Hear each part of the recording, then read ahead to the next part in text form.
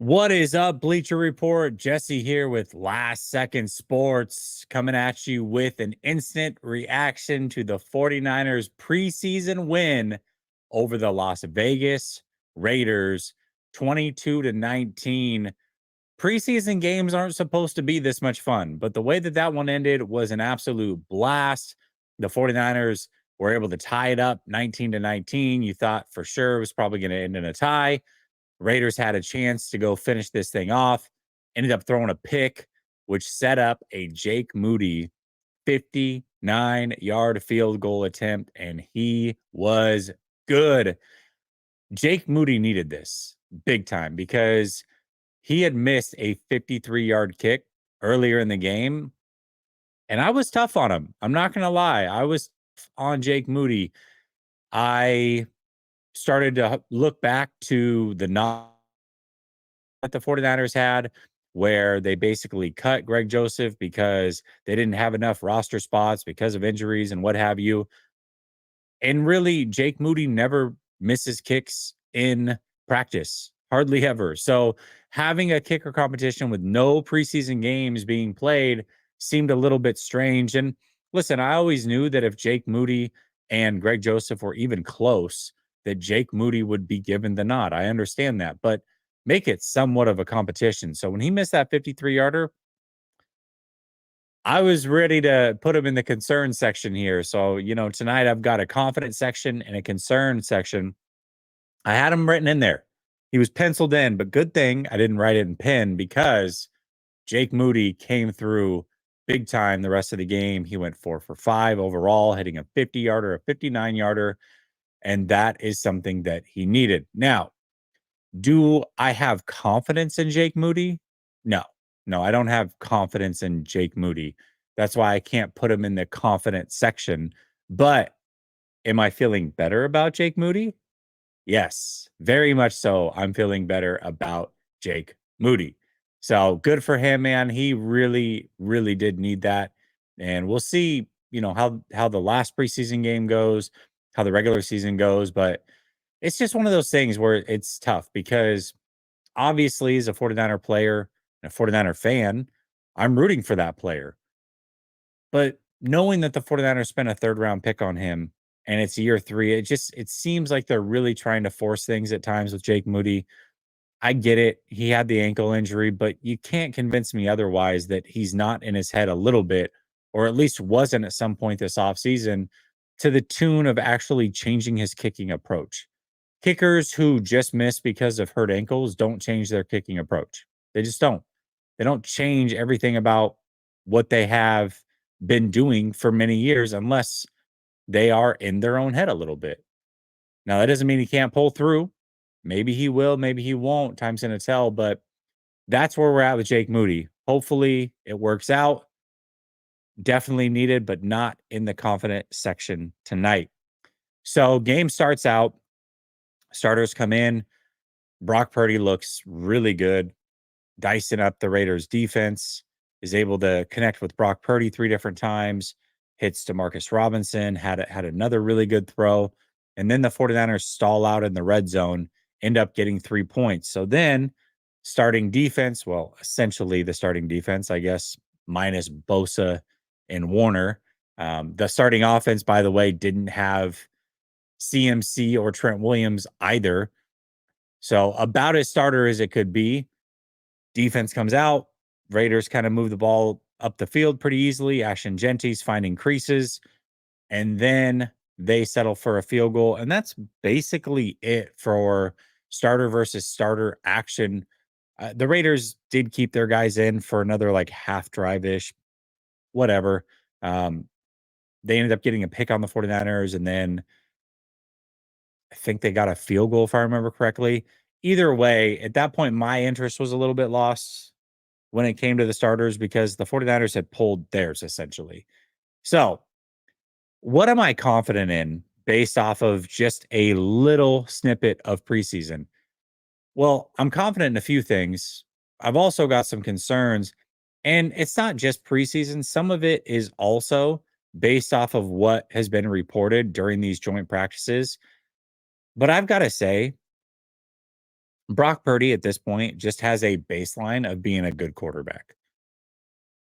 Now, that doesn't mean that he can't play really good at times. That doesn't mean that he can't play average at times, what have you. But his baseline, what you can expect from Brock Purdy, bare minimum is a top 17 quarterback in the league. Top 17. That's a good spot to be. If he's at his best, you're gonna get a top 8 guy, essentially. So that's a good baseline to have. And Brock Purdy came out today and I thought he looked really good, especially considering he didn't have many of his receivers. He force fed Ricky Pearsall, which was great to see, and just moved the ball really, really well. Now, they stalled out in the red zone. We'll talk about that in a little bit. But ultimately, Brock Purdy looked pretty sharp. He still had his short area quickness. His arm is what it is. Like, I don't know. I mean, he's just a good player at this point. Brock Purdy's a good player. So, with that being said, having that baseline spot at the quarterback position is extremely important. Now, is it worth the money that he's getting paid? I don't know. We'll see. But you can win with Brock Purdy. That we know if everything around him looks good. Now, will he be able to carry a team? That we'll also find out in time. But it was also encouraging that Ricky Pearsall looked as good as he did. And it wasn't just that he had 3 catches. One of them was on a 3rd and 18, which was good throw, good catch, Brock Purdy. I will say that the linebacker, Devin White, for the Raiders was completely out of position. I don't know what he was doing. So you get in the regular season, I don't know that that throw's there, but it was. And Brock Purdy executed it, and Ricky Pearsall came down with a big grab. The most impressive thing, though, for me to see was something so simple. It was a short pass from Purdy to Pearsall, and it was in zone coverage. Pearsall sat down in zone coverage, which is exactly what Brock Purdy expects from him. And Brock Purdy was able to make the throw, and they were able to be good there.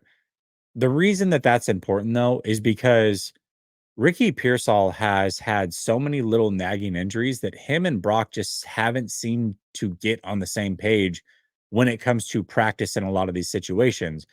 And so when you look at a game situation just like that one, those are the situations where you look at it and say, well, if they're not on the same page, this is where it could go awry.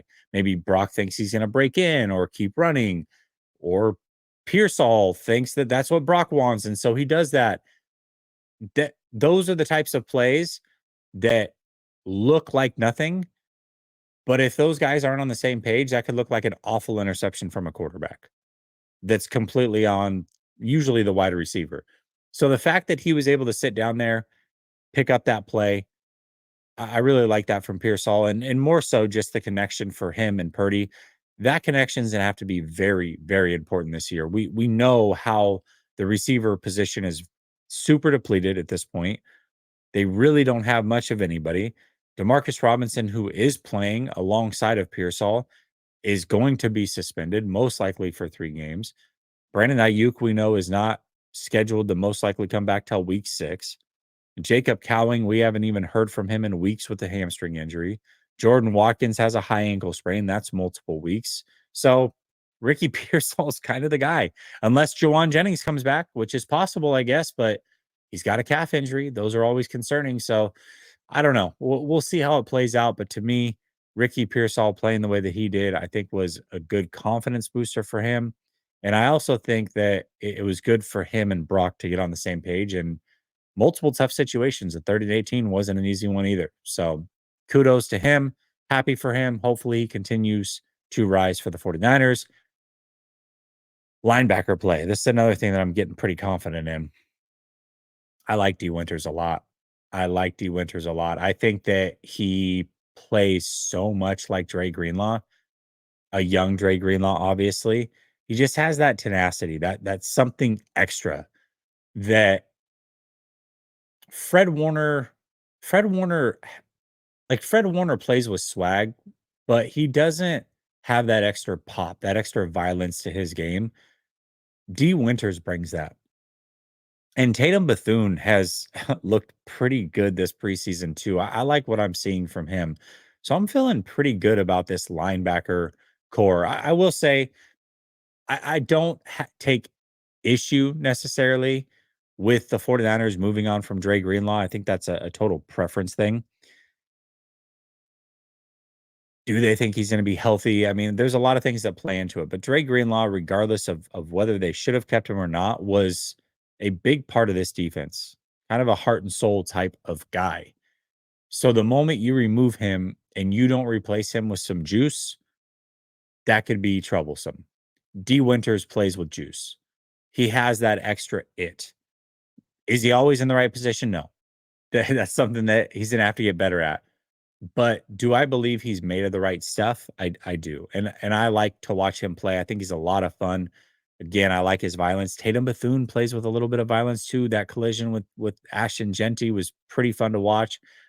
I'm starting to get a lot of confidence in him. And then obviously, they drafted Nick Martin and they've got Robinson, obviously Fred Warner as well. So overall, I'm starting to become pretty confident in the linebacker position. So it's pretty good to see. All right, let's look at some of the concerns. Injuries. The 49ers have so many injuries. I mean, we just talked about a plethora of them, and that was only at the wide receiver position. That's not including Ben Barch and Michael Williams and um, CJ West, all the running backs, like every single running back that's not CMC at this point. Kiner went down, Taylor went down. It's a disaster. And then to top it off, Dominic Pooney got injured as well. The 49ers cannot afford to lose Dominic Pooney, not at all. So Dominic Pooney going down is massive. However, it does look like he's going to be okay. I'm curious to see what Kyle Shanahan says in the post-game presser. I think it looks like he's going to be okay. He came back on the sideline. He was wearing his street clothes, didn't have a brace or a walking boot or crutches or anything like that. So hopefully it was precautionary. That being said, why the hell is Dominic Pooney on a special teams play in the preseason? He is the second best offensive lineman that the 49ers have. Trent Williams isn't even playing or doing joint practices this offseason. But Dominic Pooney, you're going to risk by putting out there in a special teams play in the preseason. You got to do better than that, Kyle. You got to do better than that. That cannot happen. Hopefully he's okay. Again, it looks like he's okay, but imagine if something bad happened and you're like, "Oh yeah, how did one of your best players get injured?" "Oh, he was playing in the preseason." "Oh, that's normal. Preseason plays." "Oh, but he was playing on special teams." "Oh, word? Okay." Yeah, not a great decision there. Not one of your finer moments. So do not do that again. I think Dominic Pooney's going to be okay, but we'll wait to see the results. Just the optics say that he'll probably look pretty good.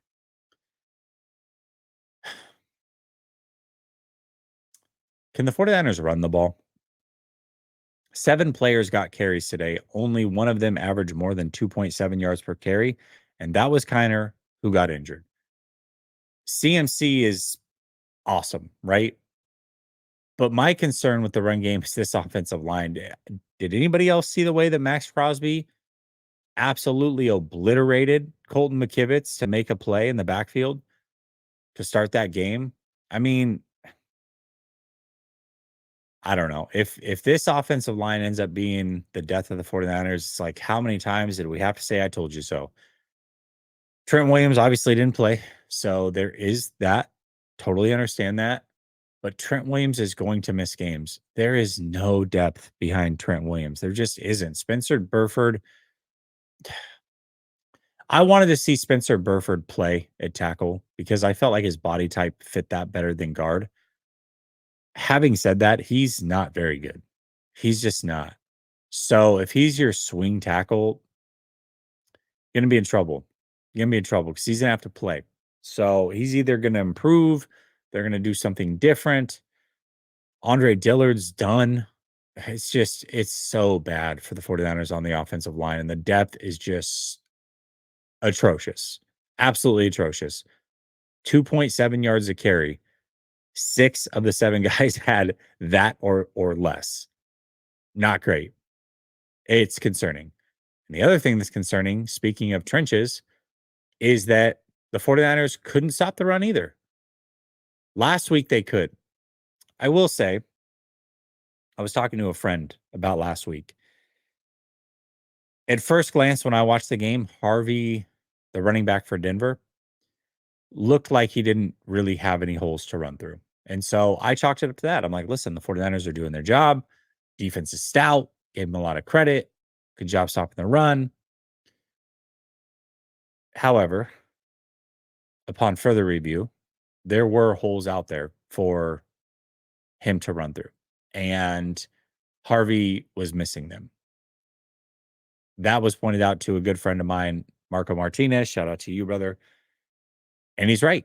He's absolutely right. So then tonight, to see it happen again, and Ashton Genty, the top running back taken in this draft, obviously is a stud or is supposed to be. He was able to find those holes and he was able to make a shake. 3rd and 5, picks up a first down, gets a touchdown. First 2 carries go for 13 total yards. I mean, he looked explosive. He looked good. And there was plenty of room for him to run. So I don't know. I mean, I think the verdict is still out there is can the 49ers stop the run? Did they truly improve? It feels like they did. It does feel like they did. I assume adding the players that they did through the draft on top of Robert Saleh, it can't get worse, right? You would think it would get a little bit better at the very least. But is it a strength of this defense like it felt last week after the preseason game? Mm, I don't know. I'm not ready to say that quite yet. Red zone offense. Red zone offense was an issue for the 49ers all of last year. I think a lot of it we chalked up to CMC, who again didn't play tonight. And that may be the case. That might absolutely be the case.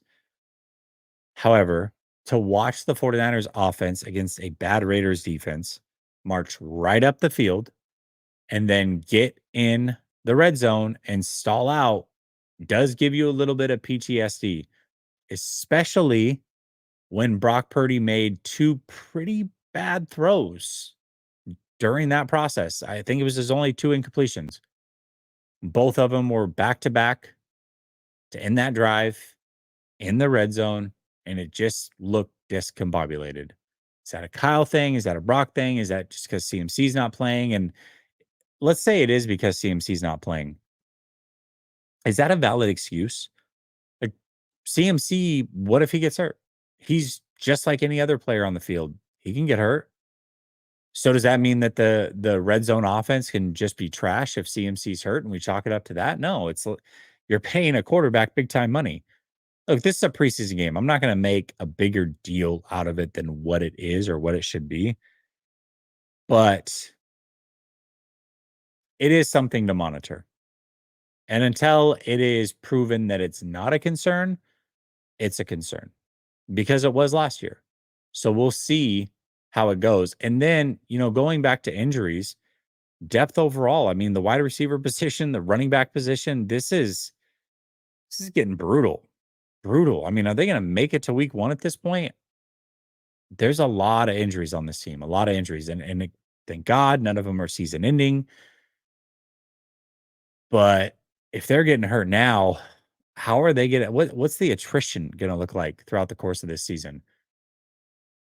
We'll see. We'll see how it plays out. Last thing I want to talk about here, and I don't know that many people will have this observation. Maybe they will, but I'm concerned about Deommodore Lenoir. Big Oregon Duck fan. Everybody knows that. Loved him when he was picked. And I'm not concerned about Lenoir as a football player. I think Lenoir can be just fine. But specifically playing outside corner, I'm getting a little bit concerned. Let me give you a stat. Last year, Deommodore Lenoir had 565 snaps from the slot position. All right, inside corner. 187 were outside. And he played well. He played well on those. However, once again, he's the high paid corner. They moved on from Charvarius Ward. It seems as if they're going to play him outside more than anything. If they kick him inside, utmost confidence in the world in Diamador Lenore. From the outside, though, I don't know if he's going to be very good there. He can be. I think he has the pedigree, but I'm starting to get a little bit concerned. In joint practice, he got cooked multiple times by guys that just aren't very good in this league or rookies. And then tonight, it happened again. And Geno Smith missed the rookie wide receiver. Flat out missed him.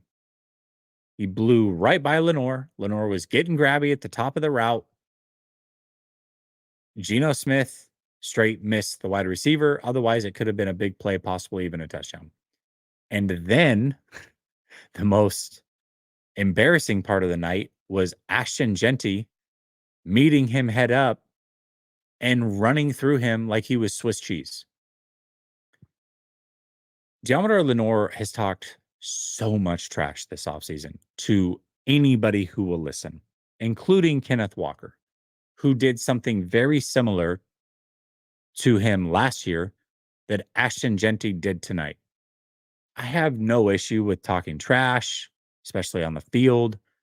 But man, when you come out and talk that kind of ish on top of just the other day said he's going to be the best corner in the NFL this year, brother, you cannot get cooked by rookie wide receivers that may not be anything in this league multiple times in practice / the game. It just cannot happen if you're that dude. And I do believe he is that dude if he's playing nickel corner. But he's not going to play that anymore. Upton Stout is most likely going to be that guy. So can he truly be an outside corner? I don't know. We're going to find out, but it is starting to concern me a little bit. And that is the one concern that I didn't expect to have. I basically came into this offseason process like, oh, Lenore's fine. Now, I don't know if he'll be a lead or anything like that, but I think he's going to be good, even on the outside. I think he'll be a pretty dang good player. Now, I'm not so sure. And if he can't be a good outside corner making that kind of money, what are they going to do? What are they going to do? Because he's the clear number one guy. They've got themselves their nickel corner. I don't know how you solve that issue. So he has to be good. And for the amount of trash he talked, people are going to be coming for him. They're gunning for him. So those are my concerns. Listen, overall, again, this is preseason, not the end of the world, not the best thing in the world if some great things happen. But overall, you take it as it is. Nothing is set in stone. We're just getting glimpses of what we can expect from the season. I will say this. I have a hat bet on the 49ers Seahawks game, and I really don't want to wear a Seahawks hat. I had the 49ers sweeping the Seahawks this year. I'm no longer confident in week one. I think the 49ers are going to win. I do. But I was borderline Diamador Lenore with this thing. All right. I thought for sure the 49ers would beat the Seahawks. I don't know anymore. I don't know anymore. So I'm looking so forward to that game. Hopefully, I'm not wearing a stupid Seahawks hat. Either way, I hope you enjoyed the game. I hope you enjoyed the instant reaction. Stay blessed. We'll talk soon, Bleacher Report. Peace.